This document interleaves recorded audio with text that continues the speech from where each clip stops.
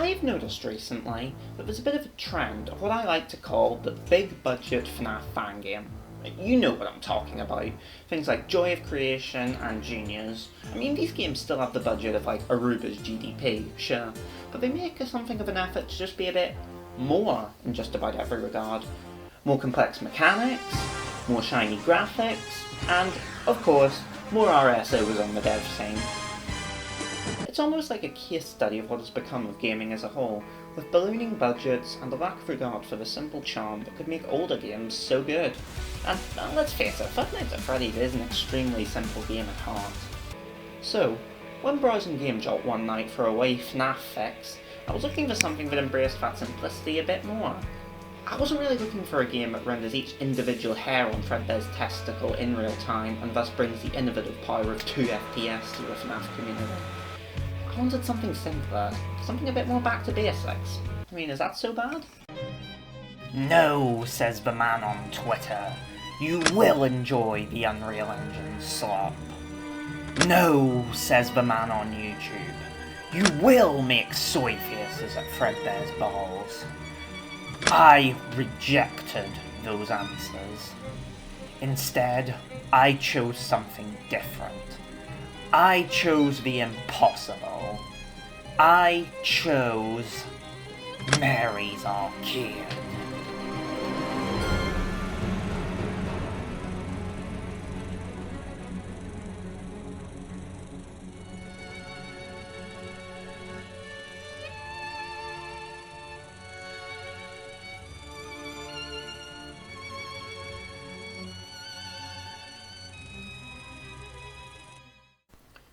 So yeah, what on earth is it? Released in 2021 by Pasonde, Mary's Arcade offers a slightly simpler style of Fnaf game. The developer even made his intentions of not leaning on the story and instead focusing on making his own unique yet cohesive mechanics very clear. And you know, I dig that. If you couldn't tell from the uphill grind Fnaf story breakdown segments in older videos, I friggin' suck at cataloguing lore, and to be honest with you, it gets a bit tiring, having to pay attention to every bit of dialogue recorded by a teenager inside a washing machine, just to learn why Freddy is a slightly lighter shade of brown in this game. Right off the bat, the goals of focusing more on mechanics really appealed to me, so you know, I gave it a download. Straight away, the game does something pretty intriguing by asking us to name our character. Of course, I went with something very highbrow and serious, and was promptly launched into the main menu.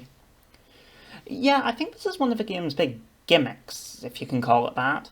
A lot of the UI is very heavily focused on that Windows 98 vibe. It's a pretty fun little visual style, and I think gives the game a lot more personality than some other, more utilitarian Fnaf games.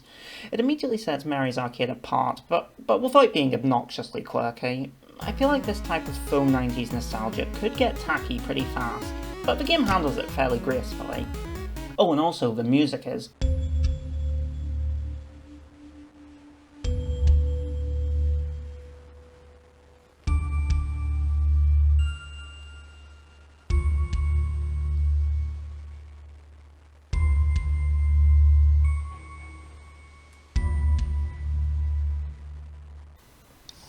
So, aside from getting my groove on and admiring the cool UI, there isn't much left to do here but start the game.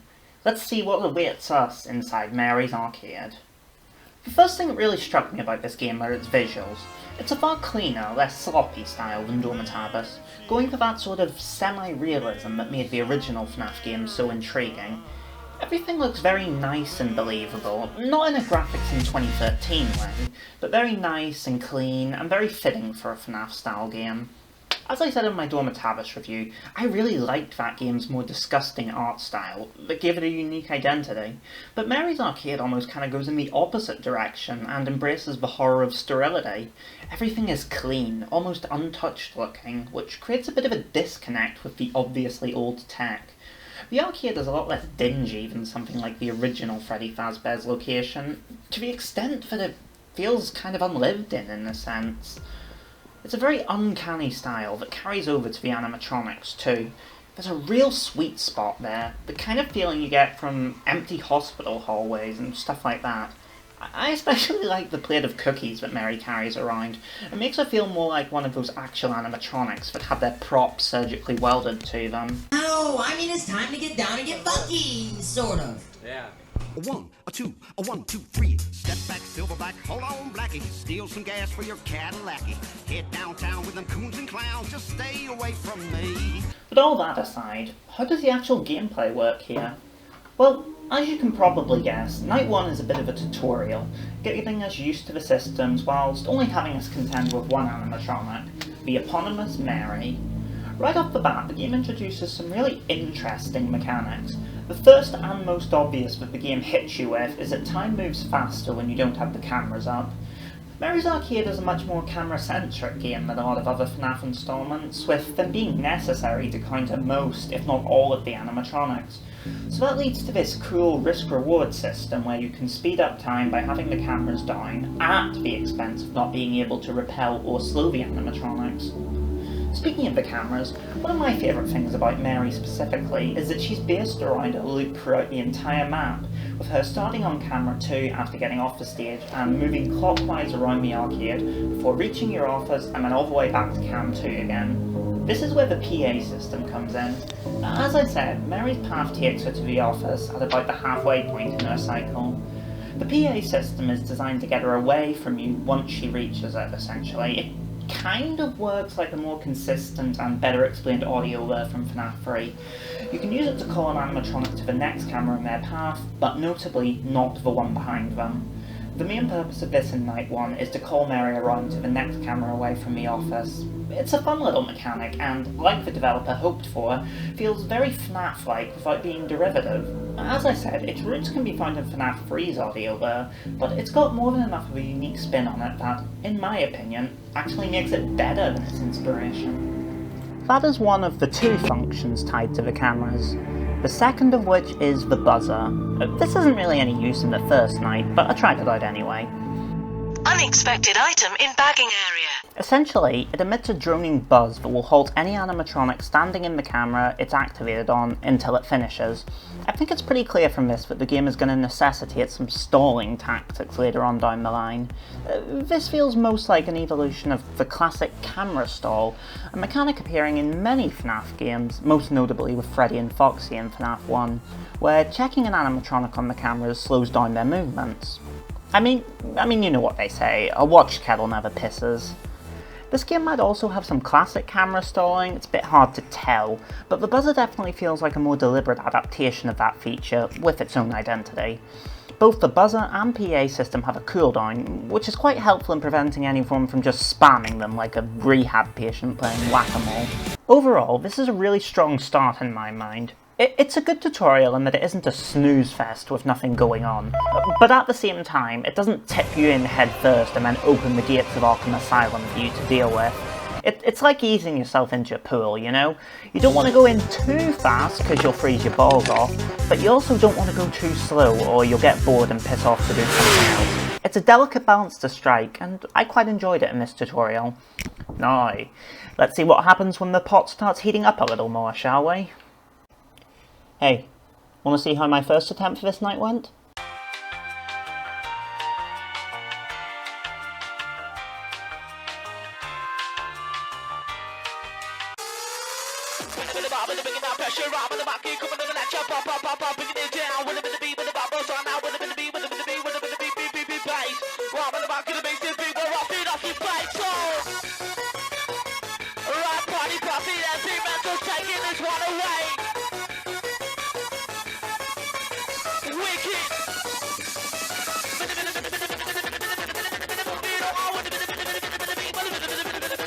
So, we've upped the ante a bit here. Let's break this down one at a time.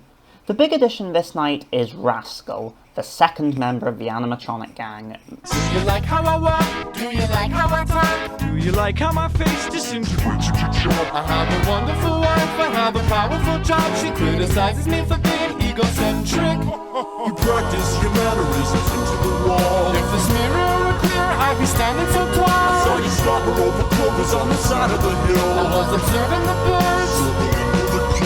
I've been you, I know you. your facade is a scam. You know you're making me cry, this is the way that I am. I've been living a lie, a metamorphical scheme. Detective undercover brotherhood, objective obscene. Oh no, no, oh yeah. Most well known for dressing like he's off to save a gangster's daughter, Rascal follows the same basic loop as Mary, but going in the opposite direction. As I'm sure you can imagine, this can pretty quickly lead to what we in the business call a pincher maneuver. His presence immediately makes the buzzer system significantly more important as, just as I so intelligently predicted, stalling becomes a major part of the core gameplay loop, ensuring that both animatronics don't end up in the office at the same time, because at that point you might as well just swallow the batteries out of that there desk fan. However, as I mentioned before, the buzzer and PA both have cooldowns, and pretty lengthy ones at that. So, whilst you're sitting there reading the complete collection of Miss Marple, waiting for them to recharge, and then someone appears in your office, what the hell do you do? Well, you've also shown up to work equipped with a trusty torch, like any self-respecting security guard. Shining this torch in the animatronic's eyes when they appear at the window can serve to stall them further, buying you that little extra time you may need to let the PA recharge and send them off. Just be careful, because the torch's battery is, so far, the only finite resource in the game, so you can't be using it as a crutch to get you out of every bind. So, you go through the night, getting into the routine, when something strange happens. Out of nowhere, Mary, the dusty old bint, decides she's going to start cutting out the camera feeds, eventually leaving you with just 2 to deal with. This adds another layer of challenge to the night, and is the first introduction of this game's scripted sequences. I'll get more into these later, because there are some pretty cool ones, but it really helps give some more variety to the nights, and allows for each one to feel a bit more memorable outside of just having new enemies show up. If this camera thing was a random event that can happen whenever, I'd probably hate it, since it affects the core loop way too much, but as a scripted segment that helps Night 2 stand out, I think it's really neat. Hey, did you know that Rascal was supposed to be Mary's husband? Apparently early builds made that fact way more obvious, and I for one am glad for that change, because I've seen the Fnaf community, right? Pulling something like that is a really bad idea. You'll only encourage their autism. That said, let's see how the next night plays out. Night 3 is a pretty interesting beast, because it highlights some super cool parts of the game, whilst also probably harbouring my biggest problem. That problem being RNG, baby. I died a lot on this night due to the fact that I am gay. I am disabled.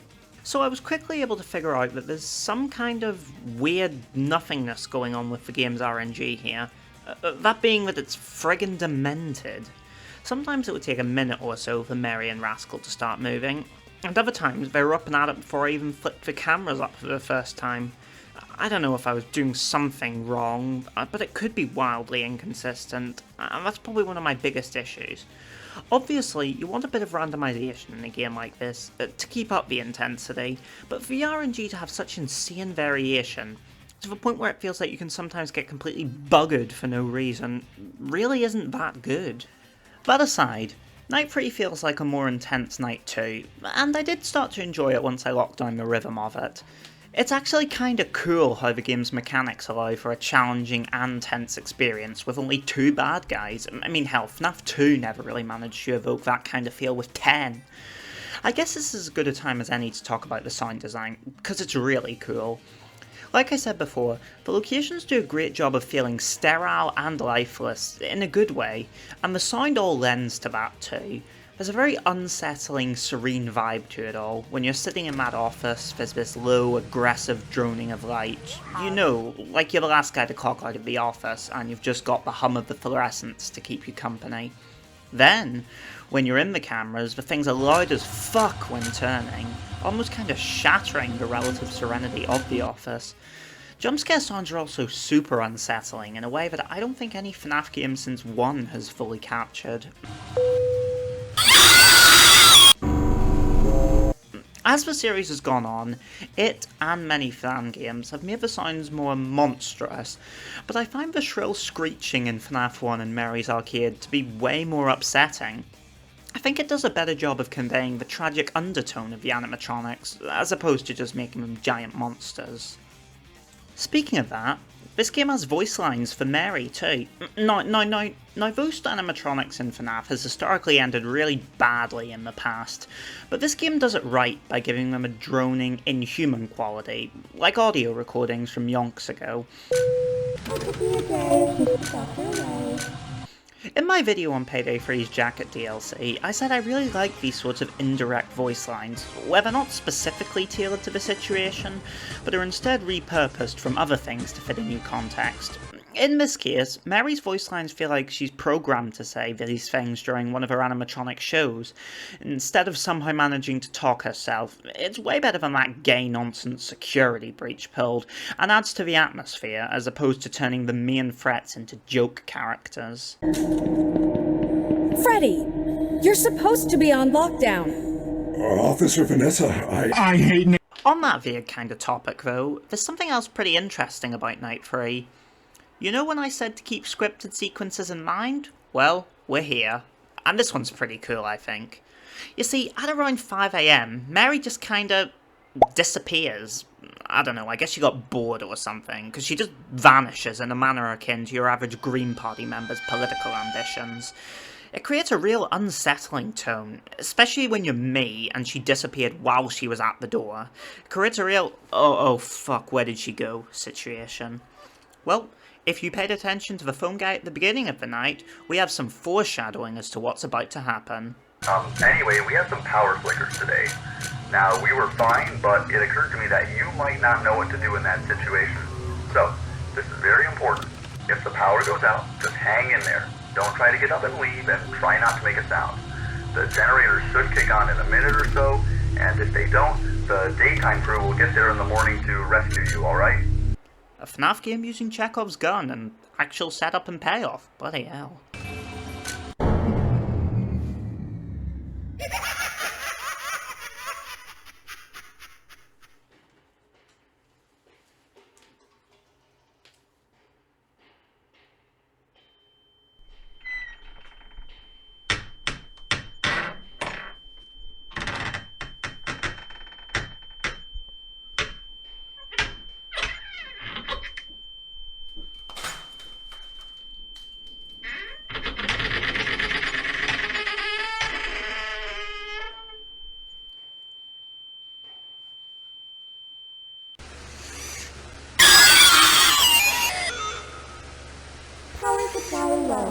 Whoa there, Mary.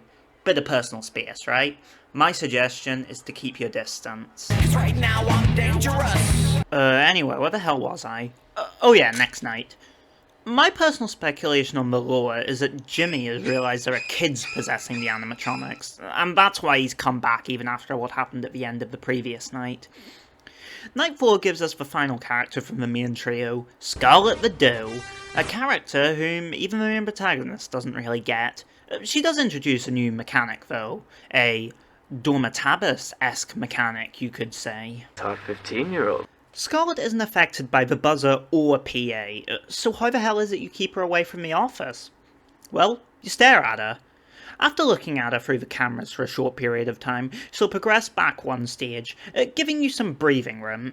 She's definitely the least difficult animatronic on her own, since she doesn't require managing your time or resources as much as the other two, but when used in combination with the others, she adds a really nice extra bit of tension and makes micromanagement that much more important. Also, her jump scare is really fucking funny. She looks like Kramer. Hey. What I like most about Scarlet, and most of the game's mechanics really, is how she focuses on the cameras. Fnaf is big on security cameras, it's like one of the two things you actually do in the games. But as it turns out, making the cameras compelling can be real tricky.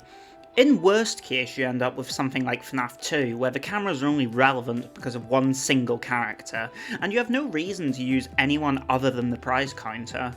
But Mary's Arcade really makes the cameras worthwhile. You need them in order to fend off every threat, whether it be through the buzzer, PA, or by resetting Scarlet's progress. It really restructures the whole loop around the cameras, and it makes them feel like your strongest tool, which is why I think that scripted sequence in Night 2 was so effective. It rams home just how defenseless you are, but you're relying on like GMC or some shit to keep yourself safe. It leverages what makes Fnaf special, with a healthy dollop of its own ideas, without feeling so ambitious that it's barely recognisable, which is kind of a problem with a big budget Fnaf game. Like, you could take the Fnaf theming out of Joy of Creation, and it would just be a pretty standard looking indie horror game. Nothing makes that game feel particularly Fnaf, aside from Freddy's fat mug on the cover. Mary's Arcade feels quintessentially Fnaf, whilst having its own strong identity. Interestingly enough though, Scarlet apparently was not supposed to be the final animatronic, and her behaviour as a whole was totally different. Pasonde planned for a fourth member of the gang, a mouse apparently, but he ended up being scrapped. Around this time, Scarlet was allegedly just a reskin of Mary, and I'd say I'm happy for these changes.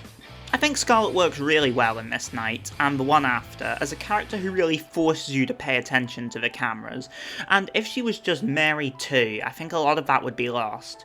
There are some great tense wee moments where I had to stall Mary or Rascal at the door as the PA recharged, whilst also having to juggle that with keeping track of Scarlet. It's real heart-pumping stuff, and it's a lot of fun once you get the specifics down. Okay, night 5, the final night of the main campaign. To be honest, I've not got a huge amount to say about this, outside of a couple of tree things. First thing I spotted during the many times I had to replay this, is that all of the characters are hard scripted to spawn beyond the stage, with Scarlet in Cam 2, Rascal in... forgot Cam... oh, that's helpful. And Mary right next to the office. This immediately launches us into it, and pretty much keeps the tension up all throughout the night. That's probably the best evolution from Night 4, which had a bit of a slower start to introduce Scarlet properly. Funnily enough, I may be tripping, but I'd swear this night has less RNG, but like Nights 2 and 4 in particular could be really grim with it. But for some reason, I just never had that problem here. Maybe it's just because the gang is all here now, or because they're all hard-coded to start at the same point every time you start the night. But the whole thing felt way more consistent, and even though I died a lot, it never really felt like I could have avoided it, which is how some of the previous nights felt. It made for a really satisfying challenge all in all. Either way, come the final hour, we get one more scripted event. After that, flyer thing from Undertale shows up for some reason.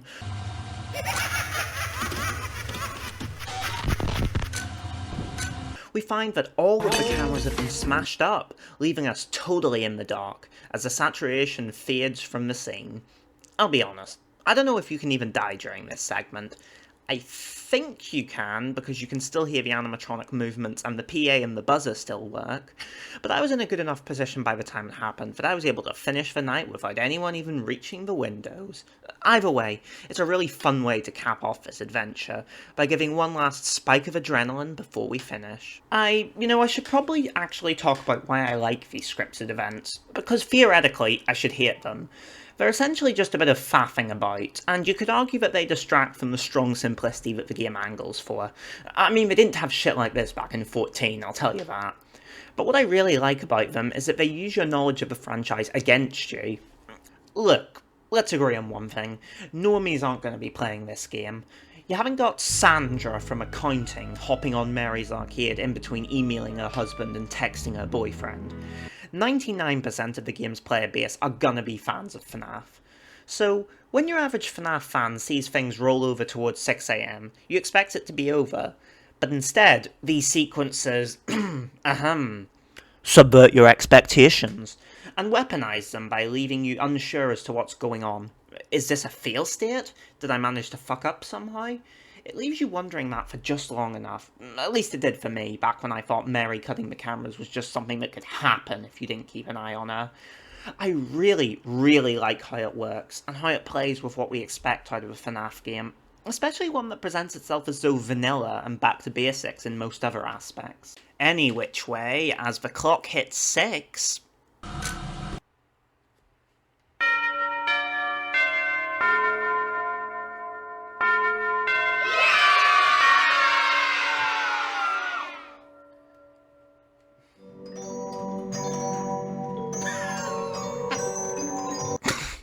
I forgot I named myself that.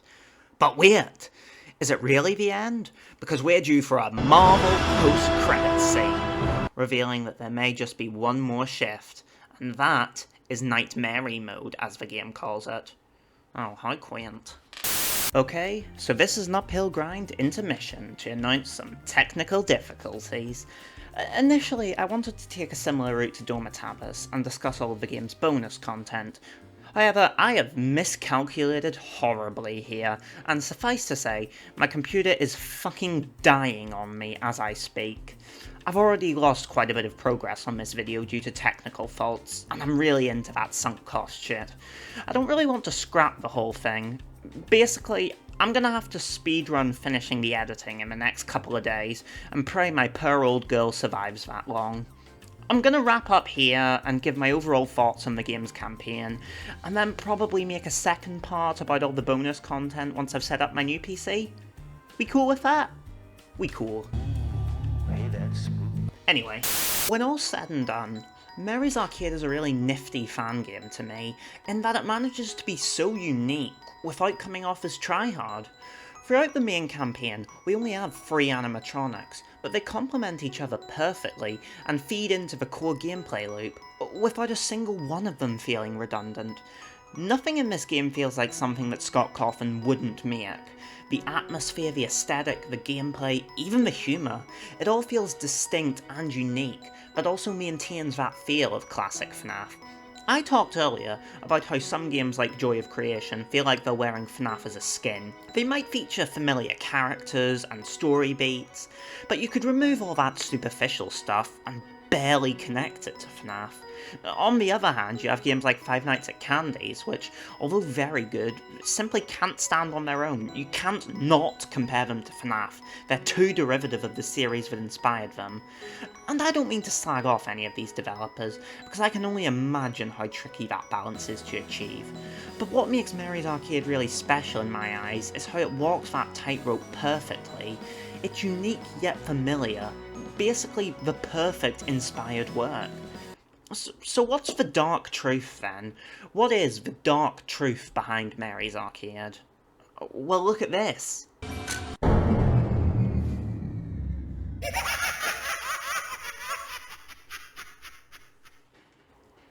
Can't see shit here.